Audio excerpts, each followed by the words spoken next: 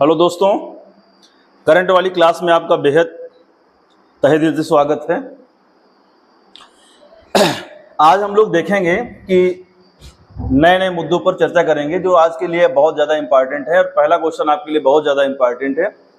हाल ही में 1 जुलाई 2024 को कौन सा दिवस मनाया गया? ठीक है, तो वेरी वेरी इम्पॉर्टेंट है, आपको बताना है इसमें कौन सा दिवस मनाया गया है। ये जीएसटी दिवस कब मनाया जाता है, तो इसको आप लिखिए जरा। 1 जुलाई सन 2017 को यह लागू हुआ था और प्रत्येक 1 जुलाई को जीएसटी दिवस मनाया जाता है। और 1 जुलाई को ही राष्ट्रीय चिकित्सक दिवस भी मनाया जाता है, जिसको हम लोग इंग्लिश में बोलते हैं डॉक्टर डे। ठीक है, तो इसका आंसर कौन सा सही हो जाएगा? इसका आंसर सही हो जाएगा उपरोक्त दोनों। अब अगर हम बात करें केवल राष्ट्रीय चिकित्सक दिवस की बात करें केवल, ठीक है, राष्ट्रीय चिकित्सक दिवस, इसको आप नोट करिए, इम्पॉर्टेंट है। ये किसके जयंती पर मनाया जाता है और किसकी जयंती पर मनाया जाता है, तो इसको आप नोट करिए। डॉक्टर विधान चंद्र राय, डॉक्टर विधान चंद्र राय, इनकी जयंती पर मनाया जाता है। और ये डॉक्टर विधान चंद्र राय का संबंध कहाँ से है, तो आपने इनके बारे में सुना होगा। ये पश्चिम बंगाल के दूसरे सीएम रह चुके हैं और ये डॉक्टर भी थे। ठीक है, इनको डॉक्टरी के क्षेत्र में होने के कारण इनको 1961 में भारत का सर्वोच्च पुरस्कार भारत रत्न से इनको नवाजा भी जा चुका है और इनकी ही जयंती पर डॉक्टर दिवस मनाया जाता है। ठीक है, तो एक क्वेश्चन आपके लिए इम्पॉर्टेंट था, ये मैंने आपको बता दिया है। दूसरा क्वेश्चन आपके लिए जो अभी 1 जुलाई को मनाया गया है वो जीएसटी है, इसको भी आप नोट करिए, जीएसटी। अब अगर इसका हम फुल फॉर्म देखें तो इसका मतलब होता है गुड्स सर्विस टैक्स। क्या नाम है इसका? Goods service tax. अगर हम बात करें कि जीएसटी जो है ये लाया कौन था और इसकी सिफारिश किसने किया था, तो लाने की जो सिफारिश हुआ था वो असीम दास गुप्ता ने किया था। असीम दास गुप्ता समिति, ये एक समिति बनाई गई थी जिसने सिफारिश किया था कि भारत में जीएसटी लाया जाए। और ये हमारे यहाँ जो जीएसटी लागू है वो कहाँ से आया था, तो इसका आंसर है हमारा जो जीएसटी वो कनाडा के जीएसटी पर आधारित है। और इसे लागू कराने के लिए कौन सी समिति बनाई गई थी, तो इसका आंसर हो जाएगा विजय केलकर समिति। विजय केलकर समिति, इसको भी नोट कर लीजिए, समिति। तो ये आपके लिए क्वेश्चन इंपॉर्टेंट है। अब क्वेश्चन आपसे पूछा जाए कि जो जीएसटी है इसको सर्वप्रथम किसने लागू किया भारत में, तो भारत में कब लागू हुआ था, तो इसकी डेट है 1 जुलाई 2017। और पूछा जाए कि भारत का वो पहला राज्य कौन सा है जिसने जीएसटी लागू किया था, तो सर्वप्रथम लागू करने वाला भारत का पहला राज्य, लागू करने वाला भारत का पहला राज्य, इसको आप नोट करिए, भारत का पहला राज्य। पहला राज्य कौन सा है, तो इसका आंसर हो जाएगा असम। कौन सा है? असम। और सबसे अंतिम वो राज्य कौन था जिसने लागू किया, तो अंतिम रूप से वो कौन सा है, भारत का अंतिम राज्य कौन सा है, अंतिम राज्य जिसने लागू किया, तो उसका आंसर है J&K। अगर अब जीएसटी से क्वेश्चन और पूछा जाए कि इसकी टोटल स्लैब कितनी है, कितनी स्लैबों में इसको विभाजित किया, तो 5 स्लैबें हैं। कौन सा है? 0%, 8%, 5%, 5%, 12%, 18% और 28%। ठीक है, ये 5 स्लैबों में विभक्त किया गया है। और अगर पूछा जाए इससे क्वेश्चन आपसे पूछा जाएगा, तो एक क्वेश्चन और आ सकता है इसमें, आप इसको भी नोट कर लीजिए, और नहीं तो फिर गड़बड़ा सकता है मामला। क्वेश्चन आ सकता है कि जीएसटी जो है ये भारतीय संविधान के किस अनुच्छेद में रखा गया है, तो ये नोट कर लीजिए, ये रखा गया है 279A में इसको रखा गया है। आज के लिए आपका दूसरा क्वेश्चन है ये, बिना ड्राइवर की ट्रेन, इंपॉर्टेंट है। और आगामी जितनी भी परीक्षाएं आएंगी इसको आप चाहे करंट मान लो, इसको चाहे तो आप जीएस बना के रख लीजिए, दिमाग भी खुलेगा और आपकी कॉपी की लाइनें भी खुल जाएंगी। ठीक है, बिना ड्राइवर की ट्रेनों वाली देश की पहली मेट्रो लाइन अर्थात हमारे देश में बिना ड्राइवर की ट्रेन वाली कौन सी लाइन बन गई है, तो इसका नाम है मैजेंटा लाइन। और ये लाइन कहाँ है, तो ये दिल्ली में है। कहाँ है बेटा, तो क्वेश्चन आपसे ऐसे भी पूछ सकता है कि भारत में सर्वप्रथम बिना ड्राइवर की ट्रेन कहाँ चलाई गई, तो इसका आंसर हो जाएगा दिल्ली। कहाँ चलाई गई, दिल्ली। और दिल्ली में कहाँ से कहाँ तक चली है, तो इसका आंसर हो जाएगा कि जो ग्रेटर नोएडा है ना, ग्रेटर नोएडा, इसको भी आप नोट करिए बेटा, ग्रेटर नोएडा। और ग्रेटर नोएडा का एक रेलवे स्टेशन है botanical railway station greater Noida का, वहाँ से जनकपुरी तक चलाई गई है। कहाँ से, जनकपुरी। तो इसको भी आप नोट करिए, कहाँ से कहाँ चलाई गई है। लाइन का नाम क्या है, मैजेंटा लाइन। राज्य कौन सा है, Delhi.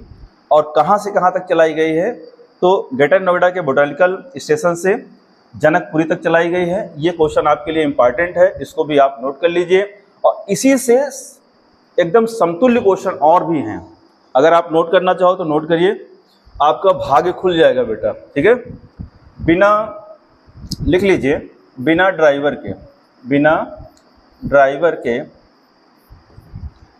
Metro train, metro train कहाँ चली है, तो बिना ड्राइवर के मेट्रो ट्रेन कहाँ चलाई गई है सबसे पहले। अगर विश्व में देखें हम, ये तो हमारे भारत में था, तो विश्व में अगर हम देखें सबसे पहले मेट्रो ट्रेन बिना ड्राइवर की कहाँ चली, ड्राइवर लेस मेट्रो ट्रेन कहाँ चलाई गई थी, तो वो चलाई गई थी जर्मनी में सबसे पहले। कहाँ चलाई गई थी, जर्मनी में। और आपने सुना होगा एक हाइड्रोजन गैस से चलने वाली सबसे पहली मेट्रो ट्रेन कहाँ भी चली है, वो भी, उसका आंसर भी क्या हो जाएगा, जर्मनी।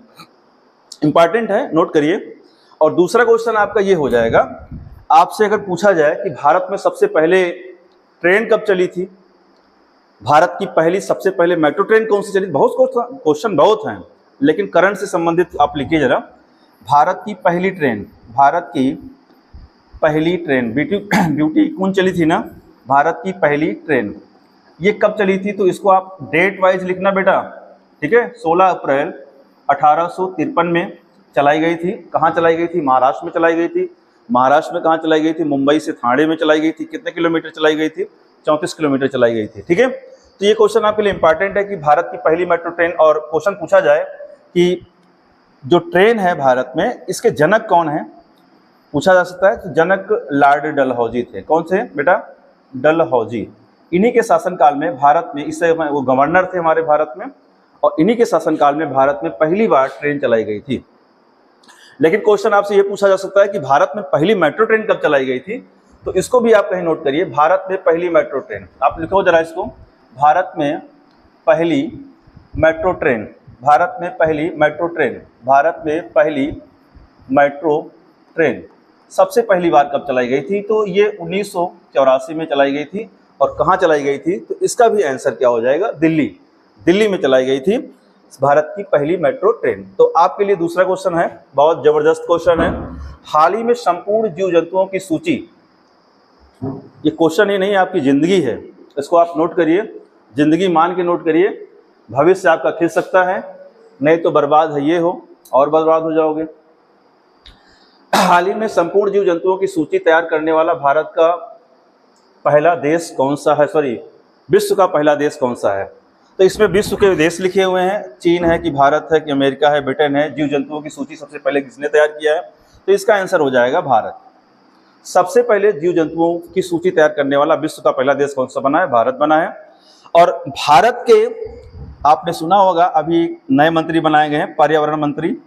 बताओ बेटा कौन है इस समय, पर्यावरण मंत्री, जिनका नाम है, जल्दी से बताइए, भूपेंद्र यादव।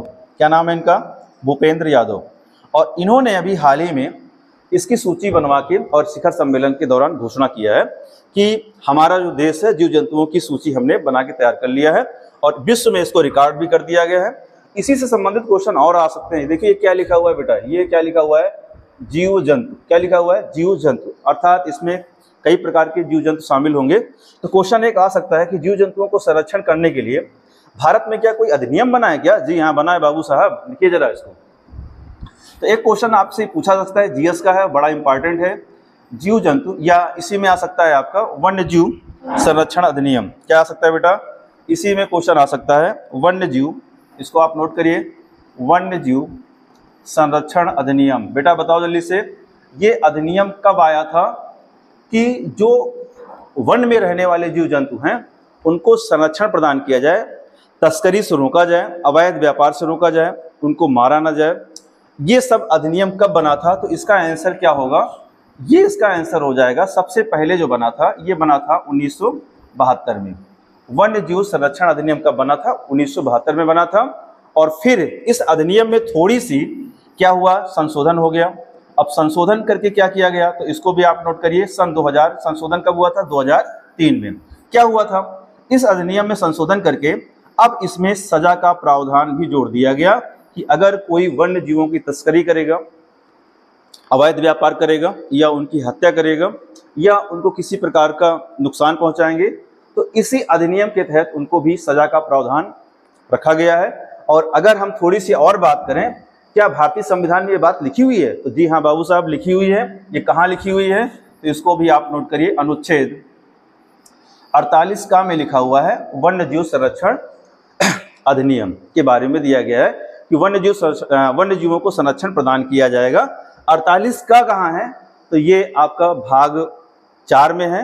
भाग 4 कहाँ से कहाँ तक है? तो ये आपको पढ़ाया गया है। भाग 4 भारतीय संविधान में भाग 4, इसमें क्या लिखा हुआ है? इसमें लिखा हुआ है राज्य के नीति निर्देशक तत्व लिखे हुए हैं।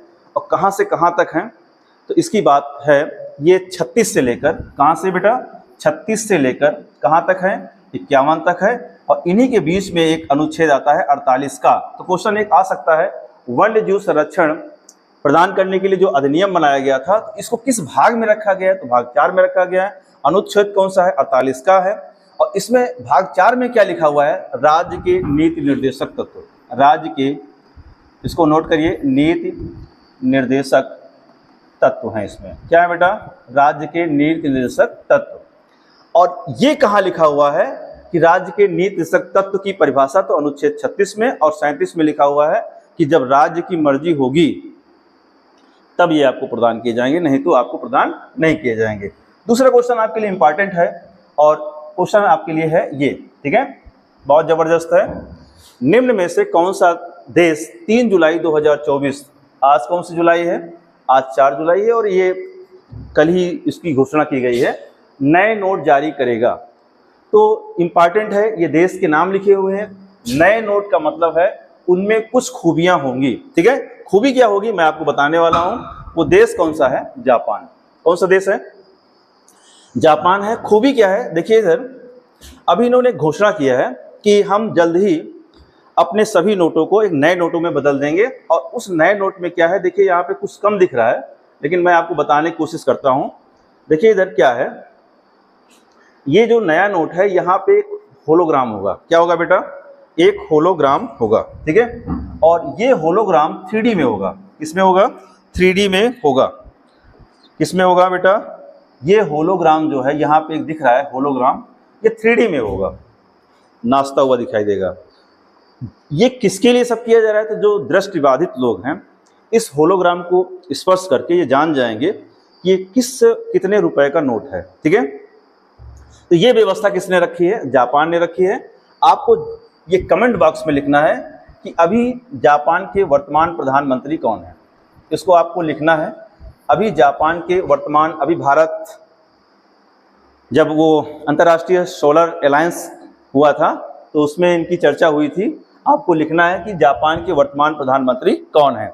और जो इसके पहले प्रधानमंत्री थे उन पर गोलीकांड हुआ था, इसके पहले वाले के भी नाम लिखना है आपको। 2 प्रधानमंत्रियों के नाम लिखना है जापान वाले, ठीक है। और अगर हम जापान की और बात करें तो ये एक ऐसा देश है, मैं आपको बताऊं, थोड़ी सी हिस्ट्री बताता हूं, मजा आएगा आपको। सुनिए जरा, आपने सुना होगा कि जापान, आप बताइए जरा, आप ही बताइए, जापान विकसित देश की श्रेणी में आता है कि विकासशील देश की श्रेणी में आता है? तो जापान विकसित देश की श्रेणी में आता है। 1945 में जब अमेरिका ने इस पर बम गिराया, ये पूरी तरह से नष्ट हो गया था, पूरा एकदम खत्म जापान। लेकिन अपनी टेक्नोलॉजी की बदौलत आज दुनिया के शीर्ष देशों में खड़ा हुआ है। इसके पास कुछ है नहीं, वास्तव में देखा जाए तो कुछ नहीं है। ये दुनिया से सामान लेता है और टेक्नोलॉजी के माध्यम से उसी को बेचकर दे देता है। जैसे हमारे भारत से अगर हम बात करें, भारत से, तो बहुत गजब की बात है, इसको भी आप सुन लीजिए, आपका दिमाग एकदम खुल जाएगा। भारत का एक बंदरगाह है मरमा गोवा। कहाँ है ये? गोवा में। मैंने कौन सा नाम लिया? मरमा गोवा बंदरगाह है। और इस गोवा ये मर्मा गोवा बंदरगाह कहाँ पे है? ये भारत में गोवा में है। और जापान को सबसे ज़्यादा लौह अयस्क यहीं से निर्यात किया जाता है। क्वेश्चन एक आता है कि भारत किस बंदरगाह से जापान को सबसे ज़्यादा लौह अयस्क निर्यात करता है, तो उस बंदरगाह का नाम क्या है? मर्मा गोवा। भारत में कुल कितने बड़े बंदरगाह हैं? तो भारत में 13 बड़े बंदरगाह हैं। एक आपका कांडला है, दीनदयाल उपाध्याय बंदरगाह, एक मुंबई है, आप नोट करिए मुंबई, एक है नेहवा सेवा, एक है मर्मा गोवा। और मर्मा गोवा के जस्ट नीचे है आपका कर्नाटक, तो कर्नाटक का न्यू मंगलौर है। और उसके नीचे केरल है, तो केरल का एक कोच्चि है। और तमिलनाडु में 3 बंदरगाह हैं, एक है तूतीकोरन, एक है चेन्नई और एक है एन्नौर, जिसमें सबसे ज़्यादा कंप्यूटराइज वर्क होता है। आंध्र प्रदेश का विशाखापट्टनम और उड़ीसा का पारादीप और पश्चिम बंगाल का हल्दिया, ये भारत के पास 13 बड़े बंदरगाह हैं। और इन 13 बड़े बंदरगाहों में से मर्मा गोवा से भारत जापान को सबसे ज़्यादा लौह अयस्क निर्यात करता है। और ये आपके लिए अगला क्वेश्चन बहुत ज़बरदस्त है। इसमें देखिए क्या लिखा हुआ है, हाल ही में किस राज्य सरकार ने बेहतर न्याय, ये मैंने आपको बताने की कोशिश किया है और जस्ट इसके बाद मैं आपको बताने वाला हूं, पढ़ा भी रहा हूं, लेकिन एक क्वेश्चन मैं आपको दूंगा, बहुत ज़बरदस्त है, थोड़ी सी चर्चा करूंगा इसमें। देखिए बेहतर न्याय, देखो इसको लिखा है, क्या लिखा है? बेहतर न्याय करने के लिए गवाह संरक्षण योजना। क्या बेटा लिखा है? गवाह संरक्षण योजना। गवाही कौन देता है? गवाही जब कोई केस दायर होता है तो कुछ लोग गवाह के रूप में जाते हैं। अब गवाह देने के बाद कहते नहीं है कि लौटा बराती और गुजरा गवाह, इन पर कोई ध्यान नहीं देता। तो गवाह को, इनको भी संरक्षण प्रदान किया जाए, अर्थात गवाह की पूरी तरह से प्रोटेक्शन प्रदान किया जाए। और ऐसा किसने किया है? तो ये आपके सामने देखो बने हुए हैं, हेमंत बिश्वा शर्मा हैं, ये कहाँ के हैं? असम के सीएम हैं। तो इस राज्य सरकार ने ये योजना लागू किया है, ठीक है। और अभी अगर इसी चीज़ को हम देखें तो भारत में 3 नए आपराधिक कानून लागू किए गए हैं। कोई बच्चा आप कमेंट्स बॉक्स में लिखेंगे कि मैं लिख दूं। आपने सुना होगा आईपीसी धारा, आपने सुना होगा सीआरपीसी धारा, आपने सुना होगा आईएए, इंडियन एविडेंस एक्ट। अब इसका नाम क्या नया नाम है? इसका नया नाम क्या है? इसका नया नाम क्या है? कमेंट्स बॉक्स में लिखना है। ये 3 मैंने आपको 3 आपराधिक कानून बता दिए हैं, पुराने हैं, मैंने वीडियो में दिया है, आप पढ़िए और आप यहाँ पे बताना है आपको इनके नए नाम क्या हैं जो अभी लागू किए गए हैं। कब लागू किए गए हैं? तो 1 जुलाई 2024 राष्ट्रपति ने स्वीकृति का प्रदान किया था, 25 दिसंबर 2023, ठीक है। इसको भी आपको लिखना है कमेंट्स बॉक्स में।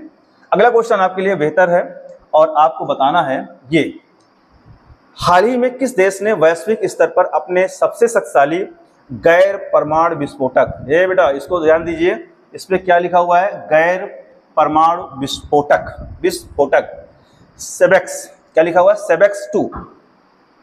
सेबेक्स 2 को किसने लॉन्च किया है? तो इसको अपना प्यारा भारत ने लॉन्च किया है। देखिए ये चीज समझिए, इसमें लिखा हुआ है गैर परमाणु विस्फोटक। इसका मतलब क्या हुआ?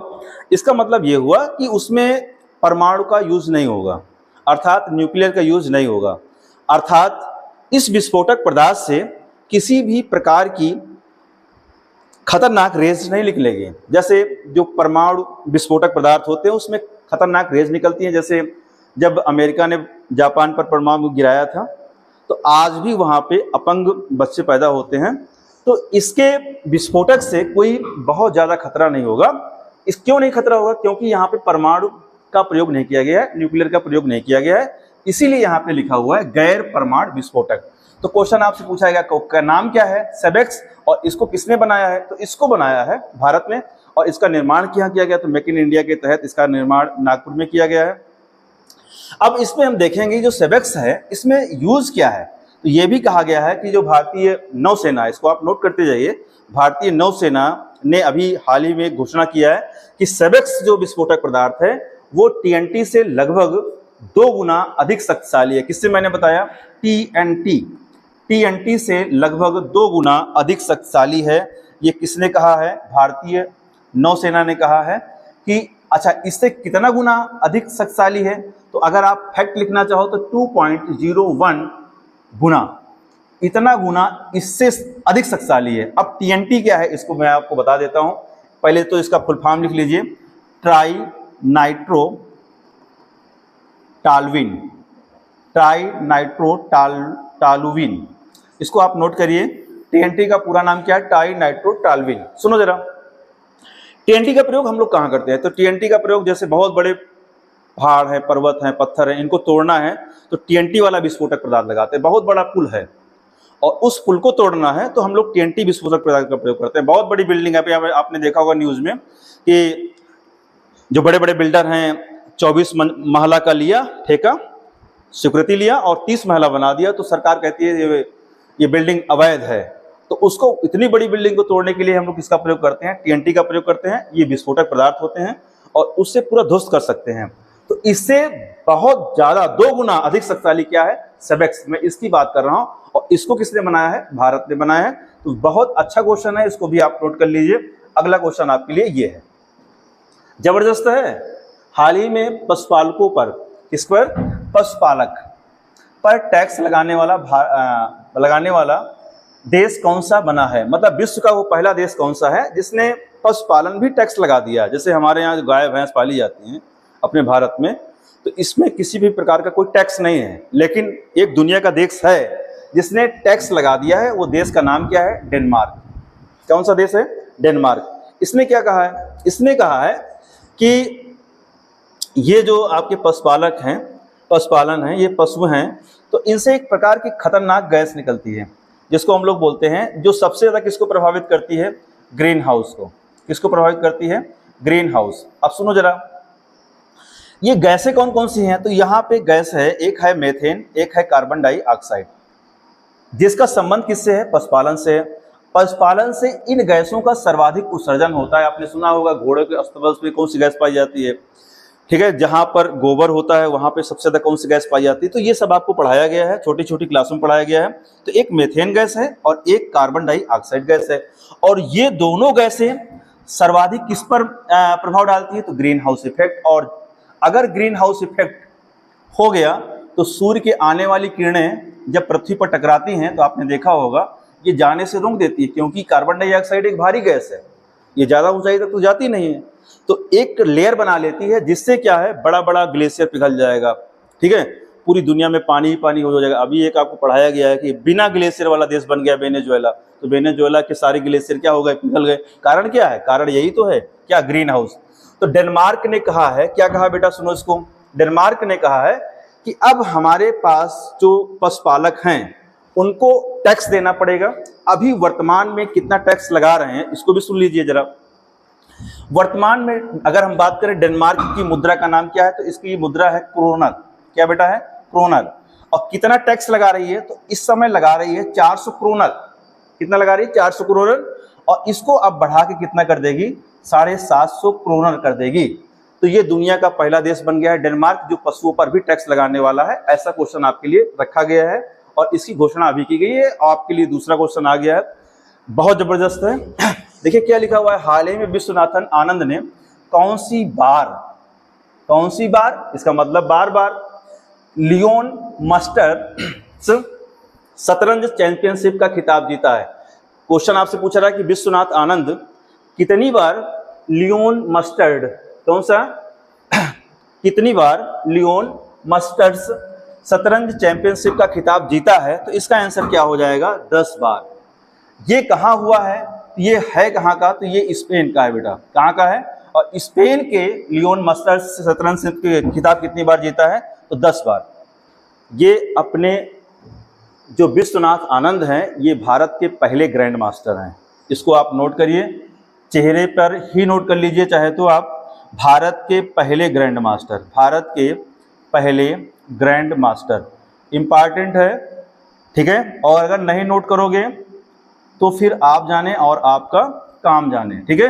भारत के पहले ग्रैंड मास्टर यही थे। और भारत के पहले ग्रैंड मास्टर बने कब थे? तो डेट भी आप नोट करिए, 1988 में बने थे। इनको ग्रैंड मास्टर का दर्जा दिया गया था और इन्होंने ये उपलब्धि पा लिया था कि ये भारत के पहले ग्रैंड मास्टर बन गए, ठीक है? और आपको नहीं पता होगा कि ये भारत के पहले खिलाड़ी भी हैं, भारत के पहले खिलाड़ी भी हैं जिनको सबसे पहली बार खेल का सबसे बड़ा पुरस्कार दिया गया था, जिसको हम लोग बोलते हैं राजीव गांधी खेल रत्न पुरस्कार, इसको भी आप नोट करिए, राजीव गांधी खेल रत्न पुरस्कार, खेल रत्न पुरस्कार। और इनको यह पुरस्कार कब दिया गया था, तो इसको भी आप नोट कर लीजिए, 1991 में दिया गया था। और इनको इनके बारे में नोट करना चाहो तो विश्वनाथ आनंद को एक रत्न और दिया गया था, जो भारत का दूसरा सबसे बड़ा पुरस्कार है। उस पुरस्कार का नाम क्या है, तो इसका नाम है पद्म विभूषण। तो इनको भी नोट करिए, इनको पद्म विभूषण से भी सम्मानित किया गया है। किससे? पद्म विभूषण, इससे भी सम्मानित किया गया है। और ये सम्मान इनको कब दिया गया, तो ये सम्मान इनको दिया गया था 2007 में। नोट करिए बेटा, नोट करिए, इंपॉर्टेंट चीजें हैं। अब आपको बताना है जो राजीव गांधी खेल रत्न पुरस्कार है, कमेंट बॉक्स में लिखिए इसका नया नाम क्या है। ठीक है, इसका नया नाम क्या है, नाम बदल दिया गया है। ठीक है, आपको लिखना है इसका नया नाम क्या है। अगला अगर क्वेश्चन हम पूछे विश्वनाथ आनंद के बारे में, किसके बारे में बात करेंगे, विश्वनाथ आनंद, थोड़ी सी चर्चा और करेंगे। विश्वनाथ आनंद ये कहाँ के हैं, तो ये तमिलनाडु के हैं। तमिलनाडु के कहाँ के हैं, तो इसको आप नोट कर लिए, ये चेन्नई के रहने वाले हैं। कहाँ के हैं, चेन्नई के रहने वाले हैं विश्वनाथ आनंद, भारत के पहले ग्रैंड मास्टर। आपके लिए दूसरा क्वेश्चन है ये,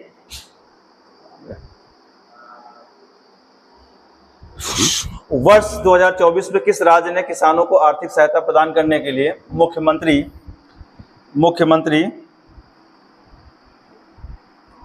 मुख्यमंत्री किसान सम्मान निधि योजना को लॉन्च किया है। तो ये योजना तो भारत सरकार ने भी लॉन्च किया है ऐसी, लेकिन यहाँ पे लिखा हुआ मुख्यमंत्री किसान सम्मान निधि योजना, तो इसका आंसर क्या हो जाएगा, राजस्थान हो जाएगा।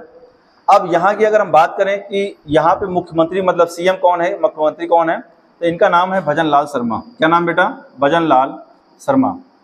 तो ये क्वेश्चन आपके लिए इंपॉर्टेंट है, इनको नोट कर लीजिए, इन्होंने स्टार्ट किया है। और यहाँ की बात अगर हम करें कि यहाँ के राज्यपाल कौन है, तो कलराज मिश्र हैं। कौन है बेटा, राज्यपाल हैं कलराज मिश्र, इसको भी आप नोट कर लीजिए, कलराज मिश्र। अगर हम बात करें केवल राजस्थान की बात करें, आपको बताना है कि मैं ही बता दूं राजस्थान का सबसे पुराना शहर कौन सा है, राजस्थान का सबसे पुराना शहर, तो इसको भी नोट करिए, जीएस क्वेश्चन है। राजस्थान का सबसे पुराना शहर है कालीबंगा। आपने सुना होगा कालीबंगा, हड़प्पा सभ्यता आपने पढ़ा है ना, तो वहाँ पढ़ा होगा कालीबंगा। कालीबंगा किसके लिए प्रसिद्ध था, काली चूड़ियों के लिए। आप नोट करिए, काली चूड़ियाँ कहाँ मिली थी सबसे पहले, कालीबंगा में मिली थी। यहाँ पे और क्या मिले थे, जुते हुए खेत मिले थे, है ना। और कौन बने थे, मनके बनाने के कुशल कारीगर मिले थे। ये सारे क्वेश्चन आपके लिए इंपॉर्टेंट है, इनको भी नोट कर लिए, जिससे जीएस का है। आज के लिए बस इतना ही रखिए। क्लास कैसी लगी है आपको बताना है, ठीक है। अच्छी लगी तो भी बताना है, खराब लगी है तो भी बताना है, ठीक है। कल फिर मिलेंगे, बस आज के लिए इतना ही है। Thank you.